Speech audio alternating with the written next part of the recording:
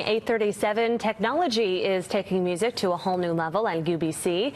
David Zura has the story. The UBC School of Music has started using virtual reality to teach the next generation of musical conductors. One step inside, this alternate reality places you back on stage at the Chan Center for Performing Arts, facing a music stand. And on the music stand, your baton awaits. Then a conducting pattern appears midair. Your job, to wave your baton, to recreate the pattern in a 3D space. Students who are learning how to conduct and getting started as conductors, they don't have the opportunity to work with their instrument, which is the orchestra, whenever they want, like someone who's studying the violin or the flute or the trumpet.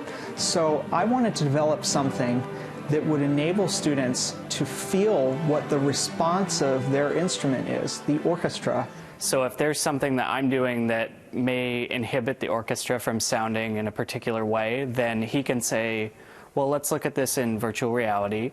Here's what my gesture looks like. And then he'll have me draw mine and superimpose it.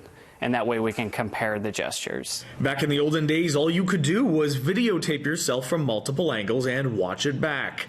But this allows students to see exactly what their gestures look like in real time. That some gestures look exactly like what I think they look like, and then there's others where it's pointed out to me that, hey, you know, it just looks a little different than what you may perceive it as. So I'm going to pick up the baton here, and you can see that it's in my fingers now.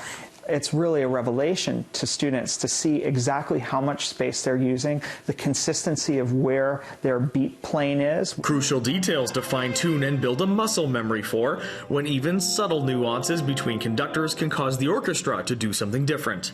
Gerard says he believes this is the most ambitious project of its type in the world, and adds he plans to continue developing the program in partnership with the UBC Emerging Media Lab. I mean, right now, the only thing that we're looking at controlling with is tempo. We haven't even begun to look at dynamics or any of the real subtleties of music. So right now it's just addressing this one component.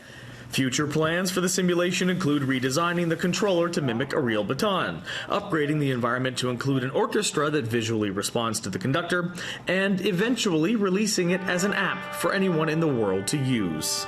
In Vancouver, David Zura, City News.